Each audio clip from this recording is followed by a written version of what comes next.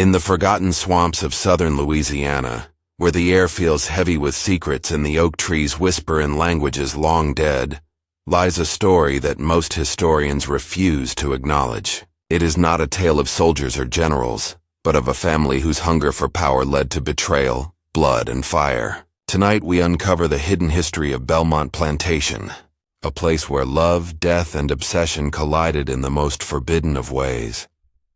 Deep within the bayous of southern Louisiana, where Spanish moss hangs like funeral shrouds and the Mississippi Delta conceals its darkest secrets, lies a tale so disturbing that local historians have spent over a century trying to erase it from official records. In 1863, as Confederate cannons thundered across distant battlefields, something far more sinister than war was unfolding at Belmont Plantation. 73 enslaved souls vanished without a trace in a single night. 17 family members died under mysterious circumstances within 6 months. And at the center of it all, a marriage ceremony so forbidden that witnesses were sworn to secrecy under threat of death. The union between 67-year-old Augustus Delacroix and his 16-year-old granddaughter, Isabella Delacroix. What you're about to hear has been buried in courthouse basements, sealed away in private family vaults, and whispered about only in the darkest corners of Louisiana's Creole society. Before we continue with the story of the cursed bloodline of Belmont, make sure to subscribe to our channel and tell us in the comments what state you're listening from tonight. The records that survived the mysterious fire of 1889 at the Vermilion Parish Courthouse tell only fragments of this nightmare. But those fragments paint a picture of generational madness, calculated murder, and a conspiracy that reached into the highest levels of Louisiana's plantation aristocracy. Belmont Plantation sprawled across 8,000 acres of prime Louisiana sugarcane, its Gothic revival mansion rising from the humid earth like a monument to antebellum excess. Built in 1834 by Claude Moreau, a French immigrant who had made his fortune in the sugar trade, the estate represented everything the Old South aspired to be: wealthy, powerful, and utterly merciless in its pursuit of profit. By 1863, the third year of the Civil War, Belmont had become a shadow of its former glory. Federal blockades had strangled the sugar trade, Confederate currency had become worthless paper, and Union forces were advancing steadily through Louisiana. The plantation's master, Augustus Delacroix, had inherited not just vast wealth, but also the strange customs and obsessions of his Franco-Louisiana heritage. Augustus was a man of imposing stature, standing well over 6 feet tall with piercing gray eyes that seemed to look right through a person's soul. His face, weathered by decades of Louisiana sun, and marked by a distinctive scar running from his left temple to his jaw, a memento from a duel in his youth, commanded both respect and fear from everyone who encountered him. He dressed always in black, a habit that had earned him the nickname Lorbeau, the raven among the plantation's enslaved population. The Delacroix family had always been different from other plantation dynasties. While their neighbors built their fortunes through conventional means, the Delacroix clan maintained secretive connections to the remnants of Louisiana's colonial French aristocracy and practiced traditions that predated even the founding of New Orleans. They belonged to a clandestine society known as Liardien Douang Pur, the Guardians of Pure Blood, an organization that traced its roots back to medieval France and maintained that certain bloodlines possessed qualities that must be preserved at any cost. This society, operating in complete secrecy throughout Louisiana's Creole parishes, believed that strategic intermarriage within specific family lines would preserve not just wealth and social position, but something far more mystical, what they called lay force ancestral, the ancestral force. Members carried ornate silver medallions bearing a twisted family tree symbol,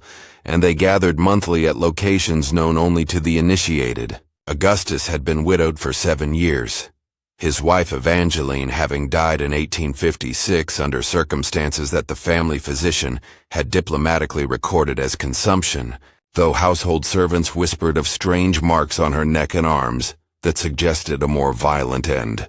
Their son Louis Delacroix had married a beautiful young woman named Madeleine Arnaud in 1845, and the couple had produced one child, Isabella Delacroix, born in 1847. Tragedy had seemed to follow the Delacroix bloodline like a hunting dog.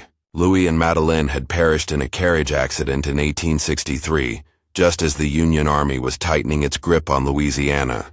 The official report stated that their horses had been spooked by artillery fire from a nearby skirmish, sending their carriage plunging into a bayou where both parents drowned.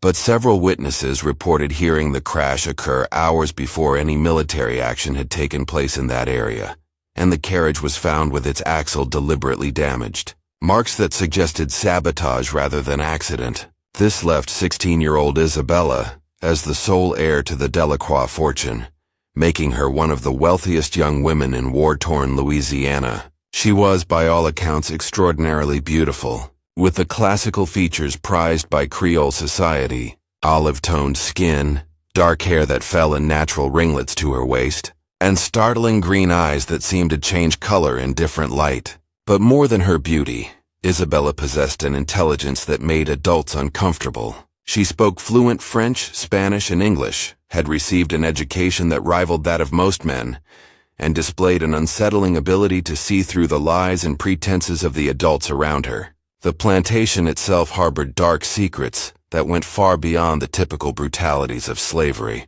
The slave quarters at Belmont were arranged in an unusual pattern, not the typical parallel rows found on most plantations, but in a complex geometric design that formed what looked from above like an enormous ritual circle. The enslaved population lived in constant fear, not just of their master's whip, but of something far more sinister. Local folklore spoke of the Belmont disappearances, enslaved individuals who would vanish without explanation, their absence explained away as runaways or deaths from disease. But the truth was far more disturbing. Deep in the plantation's most remote sections, hidden beneath a grove of ancient live oak trees draped in Spanish moss, lay a cemetery that appeared on no official maps. Here, crude wooden markers bore no names, only numbers carved deep into weathered wood. By 1863, those numbered graves had reached well beyond 300.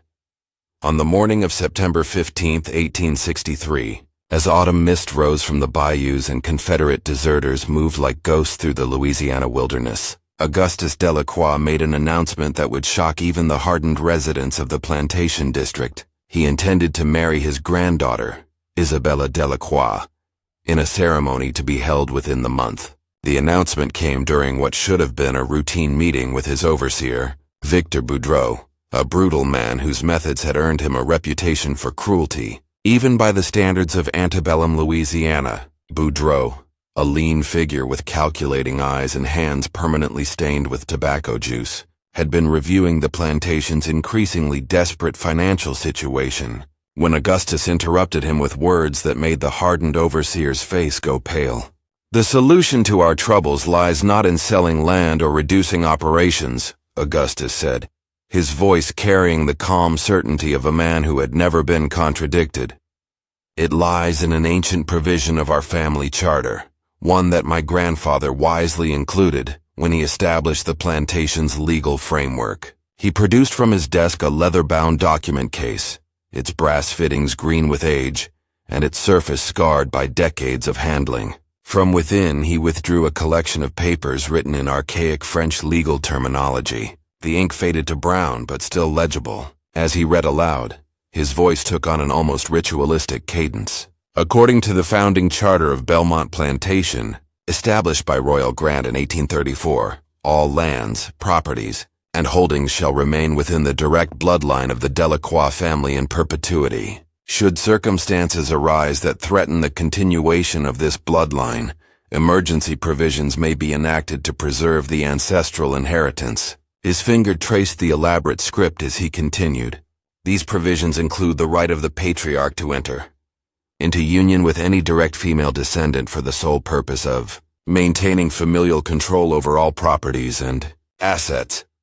Boudreau stared at his employer in stunned silence.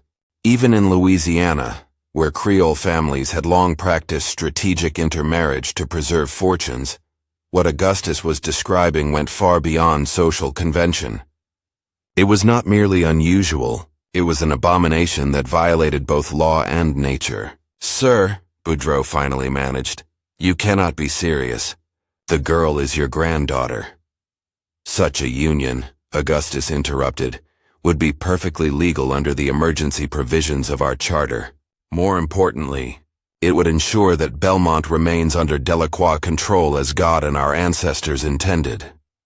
The overseer's objections died in his throat as he noticed something that made his blood run cold. Around Augustus's neck, barely visible beneath his white collar, hung a silver medallion that Boudreaux had seen before, worn by other plantation owners who belonged to Louisiana's most secretive and powerful societies. The medallion bore the symbol of a twisted family tree, its branches intertwining in patterns that hurt the eyes to follow. That evening, as storm clouds gathered over the plantation and lightning flickered across the sky like cannon fire, Augustus summoned Isabella to his study.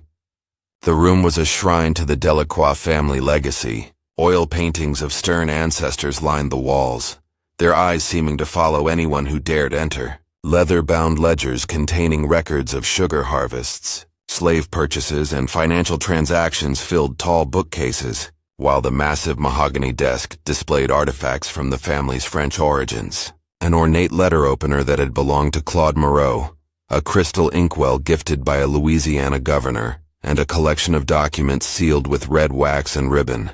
Isabella entered the room with the graceful composure that had been drilled into her since childhood, but her green eyes showed a weariness that had not been there before her parents' death. She had grown increasingly suspicious of her grandfather's explanations for the various tragedies that seemed to follow their family, and something in his recent behavior had set off every instinct for self-preservation that she possessed. "Sit down, my dear," Augustus said, gesturing to a chair positioned directly across from his desk. The arrangement forced her to sit with her back to the room's only door, a detail that did not escape her notice. "We must discuss your future, and the future of everything your family has built." As thunder rolled across the plantation grounds, Augustus began to outline his plan with the methodical precision of a man who had spent months preparing his arguments. He spoke of family duty, of ancestral obligations, of the sacred trust that had been placed in their bloodline. His voice carried a hypnotic quality that seemed designed to lull listeners into acceptance. But Isabella found herself focusing not on his words, but on the subtle details that revealed his true nature. The way his fingers drummed against the desk in patterns that matched the twisted tree symbol on his medallion, the manner in which his eyes never quite met hers directly, and most disturbing of all, the barely perceptible smile that played at the corners of his mouth as he spoke of her parents' recent death. "The marriage will take place on October 13th, he concluded, as if announcing the date of a business transaction. "The ceremony will be private, attended only by those who understand the sacred nature of what we are preserving. You will, of course, consent to this arrangement." It was not a request. It was a command delivered with the absolute authority of a man who had never been denied anything he desired. But as Isabella looked into her grandfather's eyes, she saw something that chilled her more than his words ever could. The cold calculation of a predator who had found his perfect prey. The weeks following Augustus's announcement transformed Belmont Plantation into something resembling a fortress under siege. Word of the planned marriage had somehow leaked beyond the plantation's boundaries. Despite the family's attempts at secrecy, the reaction from Louisiana's Creole society had been swift and decisive. Several neighboring plantation families, including the influential Boudreaux and Nassau clans, had sent carefully worded letters expressing their concern about the arrangement. Even in a society accustomed to strategic marriages between distant relatives, what Augustus proposed crossed lines that had never been crossed before. But the most disturbing responses came from members of Laardian Duong Pure themselves. 3 separate midnight visits brought representatives of the secret society to Belmont's doors, each bearing the silver medallion that granted them access to Augustus's private study. These meetings, conducted in hushed French and ending always with the visitors departing before dawn, left the plantation's master increasingly agitated and unpredictable. Isabella, meanwhile, had begun her own investigation into the family's true history. Using skills learned from years of managing household accounts and correspondence, she started piecing together information from documents, overheard conversations, and careful observations of her grandfather's behavior.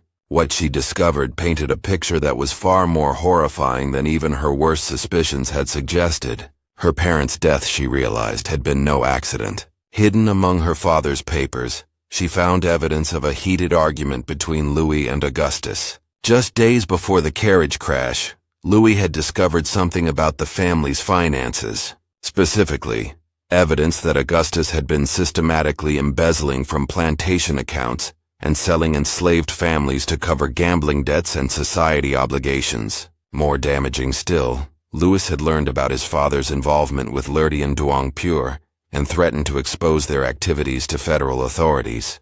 The argument had culminated in Louis's decision to remove Isabella from Belmont permanently, taking her to live with relatives in New Orleans until the war ended, and they could relocate to somewhere beyond Augustus's reach. But the carriage carrying them away from the plantation had never reached its destination. Even more disturbing was what Isabella discovered about the plantation's hidden cemetery. Using maps found in her father's effects, she was able to locate the burial ground and conduct her own investigation. What she found there defied comprehension. The numbered graves didn't represent decades of deaths. They represented a systematic program of elimination that had been ongoing since the plantation's founding.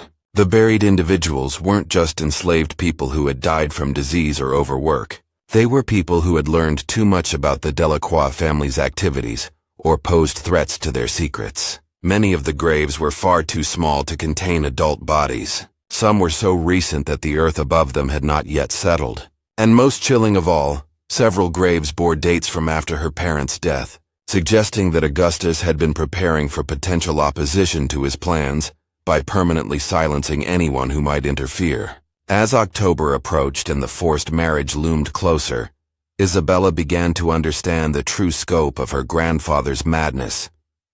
This wasn't just about preserving family wealth or maintaining social position. Louisiana had convinced themselves that certain bloodlines possessed mystical properties that could only be preserved through the most extreme measures. Augustus genuinely believed that marrying his granddaughter would grant him some form of power over life and death itself. The society's members, scattered throughout Louisiana's plantation elite, had been conducting similar experiments for generations. They justified their actions through a twisted interpretation of French aristocratic traditions, claiming that royal bloodlines had maintained their power through strategic inbreeding, and that the same principles applied to their colonial descendants. But what they were really doing was using these beliefs as justification for acts of unspeakable cruelty and depravity. Isabella's research revealed that several other plantation families had attempted similar unions over the years, always with disastrous results. Children born from these relationships suffered from physical and mental deformities that the society interpreted as purification of the bloodline rather than the genetic damage they actually represented. Those children who survived to adulthood often displayed the same violent tendencies and complete lack of empathy that characterized their parents. Most terrifying of all was her discovery of her grandfather's true plans for their union. Hidden in coded documents that she managed to decipher, she found evidence that Augustus intended to murder her immediately after their wedding night, once any potential pregnancy had been established. He had convinced himself that her death would complete some sort of ritual transformation that would grant him extended life and absolute power over the plantation and its inhabitants. On October 10th, just 3 days before the scheduled ceremony, Isabella made a decision that would seal the fate of everyone at Belmont Plantation. She would not be a passive victim of her grandfather's madness. If she was going to die, she would take as many of Louisiana with her as possible. But first, she needed to ensure that their crimes would not be forgotten or covered up as so many others had been. She began writing detailed letters describing everything she had learned about the society, the hidden cemetery, and her grandfather's plans. These letters addressed to newspaper editors in New Orleans, federal authorities, and prominent religious leaders would be her insurance policy, but she also began preparing for a more immediate form of justice. In the plantation's extensive herb garden, maintained by elderly enslaved women who possessed knowledge passed down through generations, Isabella began collecting ingredients for a compound that would serve her purposes perfectly. The plants she harvested, foxglove, nightshade, oleander, and others, were commonly used in folk medicine, but became deadly poisons when prepared by someone with sufficient knowledge of their properties. As the wedding preparations continued around her, Isabella smiled and played the role of the obedient granddaughter, while carefully planning the destruction of everyone who had participated in her family's reign of terror. The morning of October 13, 1863, dawned with an unseasonable chill that seemed to seep into the very bones of everyone at Belmont Plantation. Spanish moss hung motionless from the ancient oak trees, as if the very air had become too heavy to stir, and the usual sounds of plantation life, birds singing, insects buzzing, workers calling to one another, were eerily absent. Even the animals seemed to sense that something unnatural was about to occur. As the sun climbed higher, casting long shadows across the grounds, members of Lurdy and Duong Pure began arriving for the ceremony. They came not in carriages or on horseback, which might have attracted attention from Union patrols or curious neighbors, but by more secretive means, arriving at night and hiding in the plantation's outbuildings until the appointed time. Each man wore the distinctive silver medallion that marked him as a guardian of the pure blood, and each carried himself with the arrogance of someone who believed himself above both human law and divine judgment. Among the attendees was Dr. Émile Charbonneau, a physician whose practice in New Orleans had earned him a reputation for discretion in matters that other doctors would not touch. Charbonneau's presence served multiple purposes. He would officiate at the ceremony using authority granted to him by the society, and he would be available to handle any medical complications that might arise. His black medical bag, never far from his side, contained instruments that had been used for purposes far removed from healing. Also present was Judge Marcel Fournier, whose position in Louisiana's legal system allowed him to create official documents that could legitimize even the most questionable transactions. Fournier had spent his career ensuring that society members faced no legal consequences for their actions, and his expertise in manipulating court records had made many inconvenient problems disappear entirely. His presence guaranteed that the marriage, however repugnant, would be legally binding and officially recorded. The third key figure was Captain René Dufresne, whose connections to both Confederate military leadership and the underground networks that moved people and goods through war-torn Louisiana made him invaluable to the society's operations. Dufresne had earned his reputation through acts of brutality that shocked even hardened soldiers, and his methods for dealing with potential witnesses or obstacles were legendary among society members. As afternoon faded toward evening, the wedding preparations took on an increasingly ritualistic character that went far beyond traditional marriage customs. The ceremony would be held not in the plantation's elegant main parlor, but in the basement of the mansion, a stone-walled chamber that had been constructed for purposes that Claude Moreau had never shared with his descendants.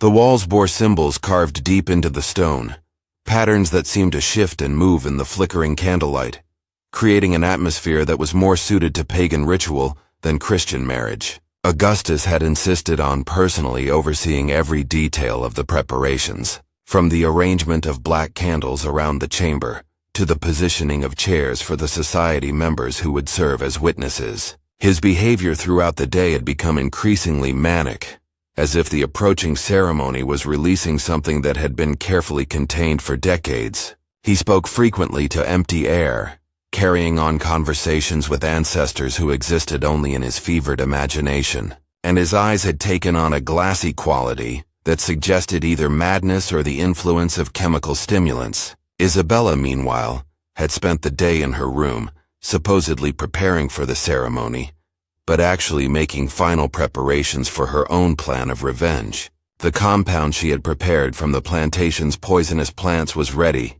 carefully measured into doses that would achieve different effects depending on the amount consumed. Some portions were designed to cause immediate death, while others would create symptoms that would appear hours later, allowing her to escape suspicion until it was too late for anyone to stop her. Her wedding dress, a creation of white silk and French lace that had belonged to her grandmother, had been altered to include hidden pockets where she could conceal the small glass vials containing her preparations. To anyone observing her, she appeared to be nothing more than a terrified young woman, preparing to submit to circumstances beyond her control. but behind her green eyes lay a calculating intelligence that had inherited all of her grandfather's ruthlessness, while retaining the moral clarity that he had long since abandoned. As evening approached and the time for the ceremony drew near, Isabella made one final addition to her preparations. From her mother's jewelry case, she retrieved a small silver locket that had been passed down through the female line of the family for generations. Inside the locket, instead of the usual portrait or lock of hair, she placed a piece of paper containing a single sentence written in her careful handwriting. "The sins of Belmont Plantation end with me." At precisely 8:00, as storm clouds gathered on the horizon and thunder rumbled in the distance like the approaching footsteps of divine judgment, Augustus knocked on Isabella's door to escort her to what he believed would be the culmination of his family's destiny. When she opened the door and took his arm, her smile was so serene and accepting that he never noticed the slight bulge in her dress, where the glass vials rested against her ribs, or the way her free hand seemed to caress something hidden in the folds of her skirt. "Are you ready, my dear?" he asked, his voice trembling with anticipation. "I have never been more ready for anything in my life," Isabella replied. And the truth of that statement was more profound than her grandfather could possibly have imagined. The basement chamber of Belmont Plantation had been transformed into something that seemed to exist outside of both time and decency. Black candles arranged in geometric patterns cast dancing shadows on stone walls that had been carved with symbols that predated Christianity's arrival in Louisiana. The air was thick with incense that burned in brass censers, creating a cloying sweetness that could not quite mask the underlying odor of damp earth and something far more sinister, the lingering scent of death that seemed to emanate from the very stones themselves. The society members stood in a circle around the makeshift altar, their silver medallions catching the candlelight and reflecting it back in patterns that seemed to move with their own malevolent life. Each man wore formal evening attire despite the basement setting, as if their expensive clothes could somehow elevate the abomination they were about to witness into something resembling respectability.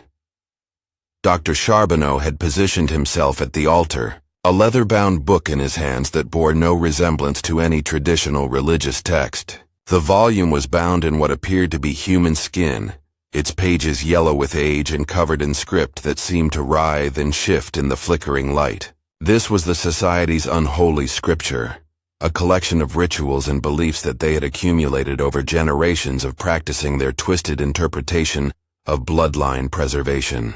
As Augustus led Isabella down the stone steps, the temperature in the chamber seemed to drop perceptibly. Several candles flickered and nearly went out, causing Judge Fournier to mutter something under his breath about atmospheric disturbances, a phrase that carried particular meaning among society members who believed their rituals could influence natural forces. Isabella moved with the graceful composure of a woman walking to her wedding, but those who looked closely might have noticed that her eyes were constantly moving, cataloging the positions of each man in the chamber, noting the locations of exits and potential weapons, calculating angles and distances with the precision of a general planning a military campaign. Her grandfather, intoxicated by his own sense of power and purpose, noticed none of these details. The ceremony began with Dr. Charbonneau reciting passages from the Society's forbidden text, his voice taking on a rhythmic cadence that seemed designed to induce a trance-like state in both participants and witnesses.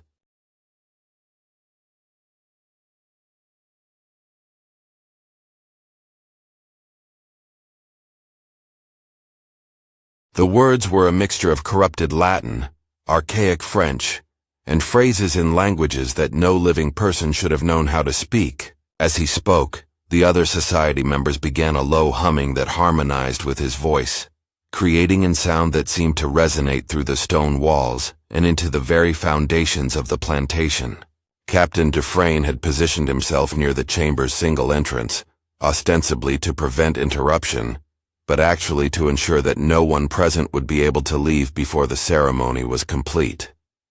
His hand rested casually on the hilt of a cavalry saber that had seen extensive use during his military service, and his eyes never stopped moving as he watched for any sign of resistance or escape attempt. Judge Fournier stood ready with the legal documents that would make the union official, his pen poised over papers that had been prepared with the same attention to detail that he brought to all his work for the society. These documents would not only legitimize the marriage, but would also transfer complete legal control of Isabella's inheritance to her new husband, ensuring that Augustus would have unrestricted access to the Delacroix fortune. As the ritual progressed, something unexpected began to happen. Several of the society members began showing signs of physical distress, sweating profusely despite the cool temperature, breathing heavily as if the air in the chamber had become too thick to draw into their lungs, and swaying slightly, as if they were having difficulty maintaining their balance. Dr. Charbonneau initially dismissed these symptoms as natural responses to the emotional intensity of the ceremony. But as more men began exhibiting similar problems, he started to suspect that something else was affecting them. What none of the society members realized was that Isabella had spent the afternoon carefully introducing her prepared compounds into various items throughout the chamber. The incense burning in the brass censers had been treated with a mild hallucinogenic agent that would cause disorientation and confusion. The wine that had been provided for the post-ceremony celebration contained a slower-acting poison that would not take full effect until hours after consumption. Even the candles had been treated with substances that would release toxic vapors when burned, creating an atmosphere that was literally poisonous to breathe. But Isabella's masterstroke was still to come. As Dr. Charbonneau reached the portion of the ceremony where the bride and groom would exchange rings and seal their union with a kiss, she made her move with the timing and precision of a seasoned assassin.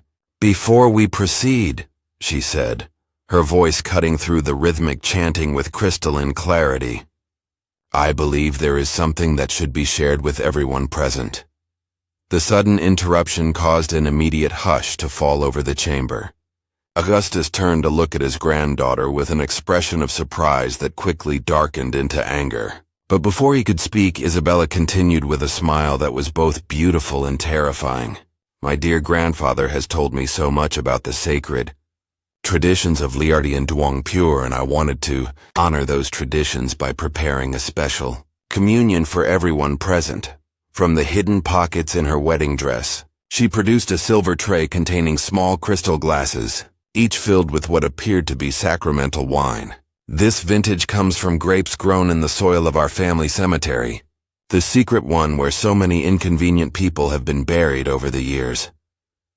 The effect of her words was immediate and electric. Several society members stepped backward involuntarily, their faces going pale as they realized that their most carefully guarded secret had been discovered. Captain Dufresne's hand moved instinctively to his weapon, but he hesitated, uncertain whether the young woman represented a real threat or was simply making desperate accusations. Augustus, however, understood immediately that his granddaughter knew far more than she should have been able to discover. His mask of grandfatherly concern fell away completely, revealing the cold calculation that had always lurked beneath the surface.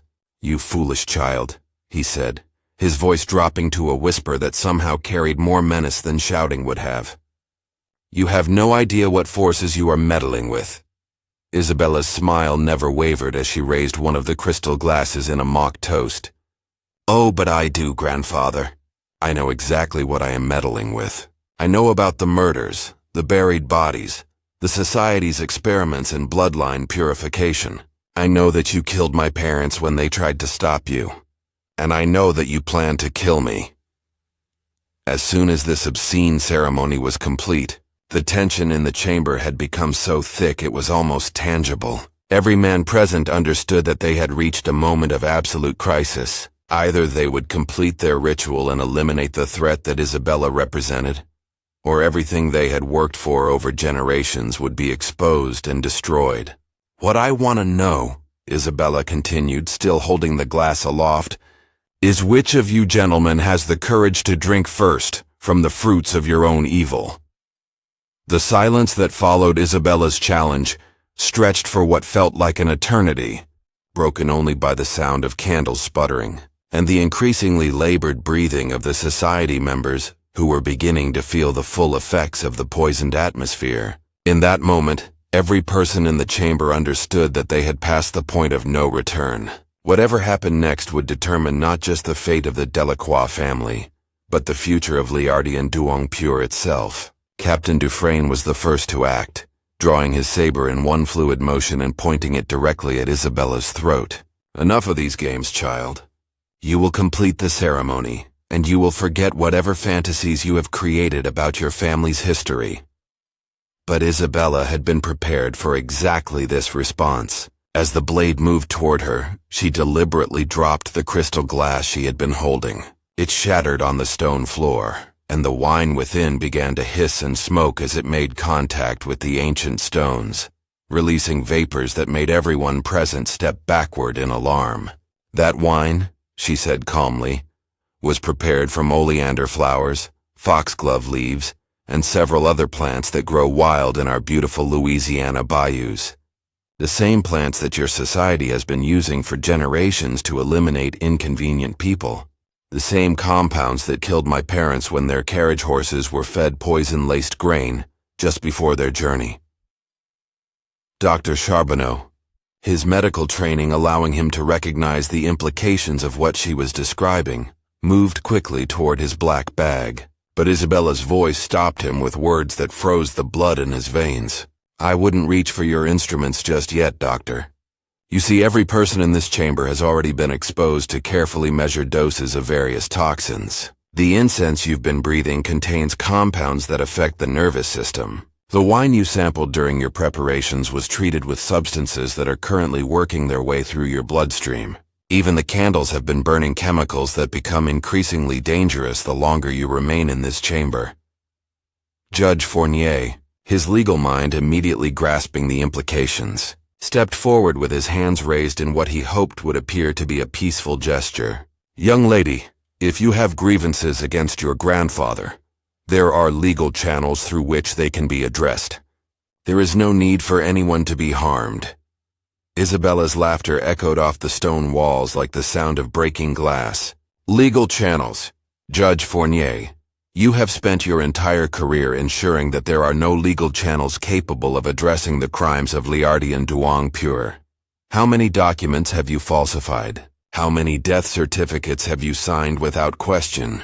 How many murders have you helped conceal behind your legal manipulations? The judge's face went ashen as he realized that his own criminal activities had been discovered and documented. But before he could respond, Augustus stepped forward with a fury that seemed to radiate from every pore of his body. You ungrateful little witch, he snarled, his carefully maintained facade of respectability finally cracking completely.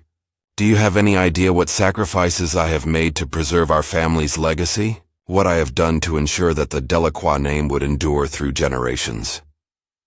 I know exactly what you have done, Isabella replied, her voice carrying a steel that would have impressed any general. I found the records you kept, grandfather. Every murder carefully documented, every body cataloged and numbered, 317 graves in your secret cemetery, representing 317 people who stood in the way of your ambitions. She reached into another hidden pocket and produced a leather journal, its pages filled with her grandfather's meticulous handwriting. Enslaved people who learned too much about society activities, neighboring planters who asked uncomfortable questions, government officials who couldn't be bribed, members of your own family who threatened to expose your crimes. As she spoke, she began backing toward a section of the chamber wall that appeared to be solid stone, but which she had discovered contained a hidden passage, one of several escape routes that Claude Moreau had built into the plantation's design. For reasons that now seemed all too clear, my parents discovered what you were doing, didn't they? She asked. They found evidence of your embezzlement, your murders, your involvement with this society of monsters. They were going to take me away from Belmont, weren't they? Away from you and your plans for preserving the pure blood. Augustus's response was a roar of rage that seemed to shake the very foundations of the chamber. They were weak. They lacked the vision to understand what we were building, the strength to do what was necessary. What you were building, Isabella shot back, her voice rising with emotion for the first time, was an empire of death and suffering. What you called strength was nothing more than the cowardice of men too weak to face consequences for their actions. Captain Dufresne, recognizing that the situation had spiraled beyond any hope of containment, raised his saber and lunged towards Isabella with the intention of ending her threat permanently. But the young woman had inherited more than just her grandfather's intelligence. She had also acquired his instinct for survival and his willingness to do whatever was necessary to achieve her goals. As the blade swept toward her, Isabella triggered the hidden mechanism that opened the secret passage, simultaneously throwing the remaining contents of her silver tray directly into the faces of the advancing society members. The crystal glasses shattered against the stone walls, releasing clouds of toxic vapor that immediately began affecting everyone in the chamber. Dr. Charbonneau screamed as the acidic compounds made contact with his eyes, temporarily blinding him and sending him stumbling into Judge Fournier. Captain Dufresne's sword strike went wide as his coordination failed. The neurotoxin Isabella had been dispersing finally reached levels that affected motor function. But Augustus, driven by a rage that seemed to transcend the effects of any poison, continued pursuing his granddaughter even as she disappeared into the hidden passage. His voice followed her into the darkness, carrying promises of retribution that were all the more terrifying, because they came from a man who had proven himself capable of keeping such promises. "You cannot escape what you are," he roared, his words echoing through the stone corridors. "The blood of Lairdy and Douancourt flows in your veins. You will become exactly what I am, because it is what our family was always meant to be." Behind him, the basement chamber had become a scene of complete chaos. The toxic compounds Isabella had introduced were now reaching their full potency, and the society members were experiencing effects ranging from hallucinations to complete physical incapacitation. Dr. Charbonneau, his medical bag forgotten in his agony, was clawing at his face and screaming about visions of the people he had helped murder. Judge Fournier had collapsed against the altar, his body convulsing as the slower-acting poisons worked their way through his system. But the most disturbing sight was Captain Dufresne, who had somehow maintained enough consciousness to understand what was happening to him. As the toxins affected his nervous system, he began experiencing what appeared to be vivid hallucinations of every person he had killed during his military service and his work for the society. He swung his saber wildly at enemies only he could see, his voice rising in a battle cry that had once struck terror into the hearts of Union soldiers, but now sounded like the wailing of a man descending into madness. Meanwhile, Isabella navigated the hidden passages with the confidence of someone who had spent weeks mapping every tunnel and escape route in the plantation's underground network. These passages carved from the living rock by enslaved craftsmen whose knowledge of their layout had died with them connected not just different areas of the mansion but also led to exits scattered throughout the plantation grounds. Her destination was not escape, however, but completion of the justice she had planned. The secret chamber where she emerged contained the evidence she had spent months collecting: documents, photographs, and physical proof of the society's crimes stretching back decades. More importantly, it contained the materials needed for the final phase of her revenge. As she worked quickly to prepare the last elements of her plan, she could hear her grandfather's voice getting closer, his pursuit relentless despite the chaos she had left behind in the ceremony chamber. His words echoing through the stone corridors revealed the full depth of his madness and obsession. "The marriage will be completed," he shouted, his voice cracking with strain. "The bloodline will be preserved. The ancestors demand it." When Augustus finally located the chamber where Isabella had taken refuge, he found her standing calmly beside a table, laden with explosive materials that she had collected from various sources around the plantation. Gunpowder from the gun room, chemicals from the plantation's sugar processing equipment, and combustible materials that would ensure complete destruction of everything in the basement levels of the mansion.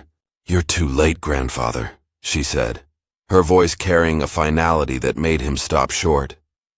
"The evidence of your crimes is already on its way to authorities in New Orleans. The letters I prepared weeks ago were delivered this morning by people who have no connection to this plantation and no reason to lie about what they carried." Augustus stared at his granddaughter with a mixture of admiration and horror. "You planned all of this from the beginning, from the moment I announced the marriage." "From the moment I discovered what you did to my parents," she corrected. "Everything since then has been preparation for this moment." The old man's shoulders sagged as he finally understood that his careful plans, developed over months of preparation, had been countered by someone who possessed all of his intelligence and ruthlessness but none of his moral corruption.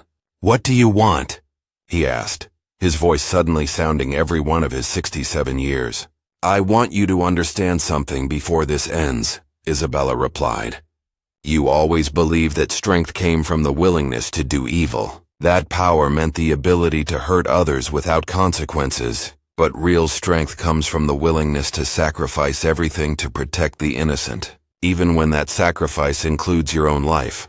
As she spoke, she struck a match and held it over the fuse she had prepared. The flame cast dancing shadows on the stone walls, illuminating both their faces with a flickering light that seemed to reveal the fundamental difference between them. One face showing peace and resolution, the other showing the terror of a man finally facing consequences for his actions.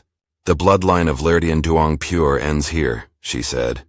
"With me and with you."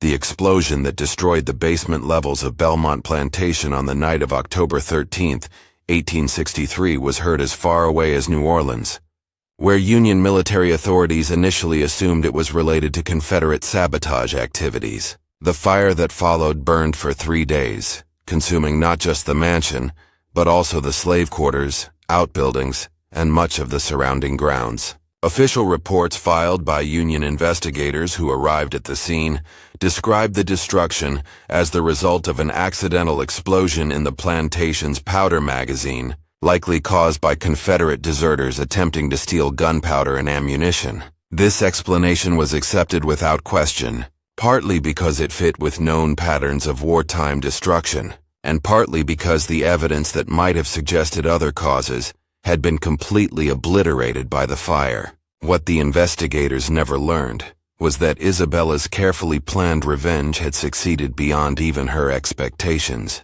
The explosion had indeed killed everyone present in the basement chamber, but the fire that followed had also destroyed the plantation's main house, where she had strategically placed additional incendiary materials to ensure complete destruction of any remaining evidence of the society's activities. More importantly, the letters she had prepared and sent to various authorities had reached their destinations and were already being investigated by federal officials who specialized in tracking Confederate conspiracies. These letters, written with the precision of someone who understood exactly what evidence would be needed to secure convictions, provided detailed information about Lerdian Duong Pure's membership, activities, and hidden assets throughout Louisiana. In the weeks following the Belmont fire, mysterious accidents began befalling prominent plantation owners throughout southern Louisiana. Judge Marcel Fournier was found dead in his New Orleans office, apparently having consumed poisoned wine that investigators were never able to trace to any source. Dr. Émile Charbonneau disappeared entirely, his carriage found abandoned on a lonely road with signs of a violent struggle, but no trace of the physician himself. Captain René Dufresne was discovered in his military quarters, killed by his own sword in what appeared to be either suicide or an extremely personal act of revenge. Federal authorities, following leads provided in Isabella's letters, began investigating other society members with a thoroughness that revealed crimes spanning decades. Bank records were seized, property deeds were examined, and cemetery plots were excavated. What they found confirmed the most disturbing allegations in the anonymous correspondence: evidence of systematic murder, fraud, and conspiracy that reached into the highest levels of Louisiana's antebellum society. By the end of 1864, Lerdian Duong Pure had been effectively destroyed as an organization. Some members fled to Mexico or Europe, others were arrested and tried for various crimes, and still others simply disappeared. Whether through suicide, murder by fellow conspirators, or other means, was never determined. The society's accumulated wealth, seized by federal authorities, was used to establish schools and hospitals for freed slaves throughout Louisiana. The Belmont Plantation itself was never rebuilt. The land was eventually sold to pay debts and taxes, then subdivided among several small farmers who knew nothing of its history. Local residents, however, continued to avoid the area where the mansion had stood, claiming that the ground itself seemed cursed. Strange sounds were reported on quiet nights, voices speaking in archaic French, the sound of carriages on roads that no longer existed, and most disturbing of all, what sounded like a young woman singing lullabies in a language that no one could identify. As decades passed, the true story of what happened at Belmont became increasingly obscured by folklore and deliberate efforts to conceal uncomfortable truths. The families of society members who had escaped prosecution worked diligently to erase any mention of Liardian Duong Pure from historical records, bribing archivists, destroying documents, and ensuring that official histories of antebellum Louisiana focused on more acceptable aspects of plantation life. But rumors persisted among Louisiana's African American communities, passed down through generations of families whose ancestors had witnessed or heard about the society's activities. These stories, dismissed by white historians as superstition or exaggeration, preserved details about the secret cemetery, the midnight ceremonies, and the young woman who had brought justice to Belmont Plantation at the cost of her own life. In 1889, 26 years after the fire, the Vermilion Parish Courthouse experienced a mysterious blaze that destroyed most of the official records related to antebellum plantation ownership and legal proceedings. Investigators found evidence that the fire had been deliberately set, but the perpetrator was never identified. Among the documents that survived, however, was a single page from a marriage register dated October 13, 1863. Bearing the names Augustus Delacroix and Isabella Delacroix with a notation in the margin that simply read, "Ceremony interrupted, participants deceased, Granddaughter." Historians who have studied the scattered evidence of Liardian Duong Pure generally dismiss the more extreme allegations as wartime propaganda or post-war embellishment of relatively minor scandals. They point out that many of the claims attributed to the society would have been impossible to conceal from authorities, and that the scale of the alleged conspiracy would have required cooperation from hundreds of people across multiple parishes. But occasionally, researchers working in Louisiana archives encounter documents that suggest a more disturbing truth. Property deeds that show the same families controlling vast tracts of land through marriages that violated both law and custom. Medical records describing genetic abnormalities consistent with prolonged inbreeding. Cemetery plots that contain far more graves than official death records would suggest. And most intriguingly, financial records showing regular payments from plantation families to individuals whose services are never clearly described, but whose activities seem to have involved traveling throughout Louisiana and conducting business that required absolute secrecy. In 1963, exactly 100 years after the Belmont fire, construction workers preparing to build a shopping center on part of the former plantation grounds made a discovery that briefly reignited interest in the site's history. While excavating for foundations, they uncovered what appeared to be a mass grave containing the remains of dozens of individuals, many showing signs of violent death. The discovery was quickly covered up by local authorities who claimed that the remains were probably Union soldiers killed during an unknown Civil War skirmish. But several of the construction workers reported finding artifacts among the remains that didn't match military equipment from the 1860s, items that appeared to be much older, including silver medallions bearing symbols that no one could identify, and documents written in languages that local scholars couldn't translate. These artifacts were confiscated by authorities and have never been made available for independent examination.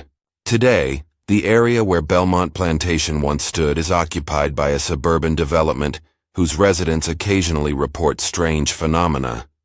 Voices heard at night, the smell of burning wood when no fires are lit, and the sound of horses and carriages on streets where no such vehicles travel. Most residents dismiss these reports as imagination or the effects of living in an area with such a violent history. But every October 13th, local police receive calls about unusual activities in the area. Lights seen moving through empty houses. The sound of music and laughter coming from locations where no parties are taking place. And most disturbing of all, reports of a young woman in a white dress who appears briefly in windows or doorways before vanishing when observers look more closely. The truth about what happened at Belmont Plantation on that October night in 1863 may never be fully known. The evidence has been destroyed. The witnesses are long dead, and the official records have been carefully sanitized to remove any reference to the more disturbing aspects of the story. But the legacy of Isabella Delacroix's courage continues to inspire those who learn her story. Proof that even in the darkest circumstances, one person's willingness to sacrifice everything for justice can triumph over generations of evil. What do you think of this story? Do you believe everything was revealed?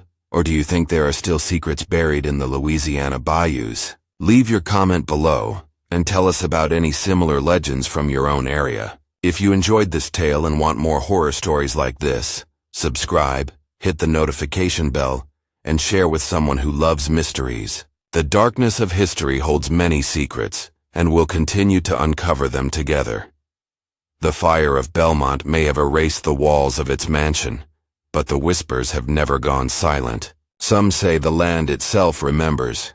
The cries, the rituals, the defiance of a young woman who chose justice over survival.